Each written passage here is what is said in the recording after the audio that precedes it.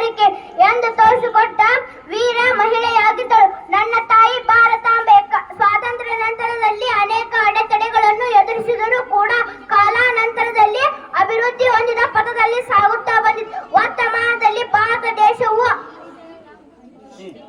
ಹೊಂದಿದ ರಾಷ್ಟ್ರಗಳ ಸಾಲಿನಲ್ಲಿ ಮಿನುಗುತ್ತಿದೆ. ಕೃಷಿ, ಕೈಗಾರಿಕೆ, ಚಂದ್ರಯಾನ, ತಂತ್ರಜ್ಞಾನ, ಕಲೆ, ಸಾಹಿತ್ಯ, ಶಸ್ತ್ರಾಸ್ತ್ರಗಳ ತಯಾರಿಕೆ, ಇನ್ನು ಅನೇಕ ಕ್ಷೇತ್ರಗಳ ಅಭಿವೃದ್ಧಿಯಲ್ಲಿ ನನ್ನ ಭಾರತ ಅಗ್ರಸ್ಥಾನದಲ್ಲಿ ರಾರಾಜಿಸುತ್ತಿದೆ ಎಂದು ಹೇಳಲು ನನಗೆ ಅತೀವ ಸಂತೋಷವಾಗುತ್ತದೆ.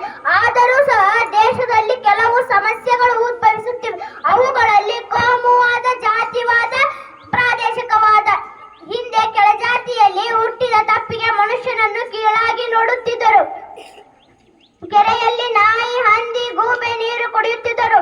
ಆದರೆ ಸಾಮಾಜಿಕ ವ್ಯವಸ್ಥೆ ಹೇಗಿತ್ತು ಎಂದರೆ ಕೆಳಜಾತಿಯಲ್ಲಿ ಮನುಷ್ಯ ನೀರನ್ನು ಮುಟ್ಟಿದರೆ ಆ ನೀರು ಅಪವಿತ್ರವಾಯಿತು ಎಂದು ಹೇಳಿ ಅವರಿಗೆ ಕಠಿಣವಾದ ಶಿಕ್ಷೆಗಳನ್ನು ಕೊಡುತ್ತಿದ್ದರು.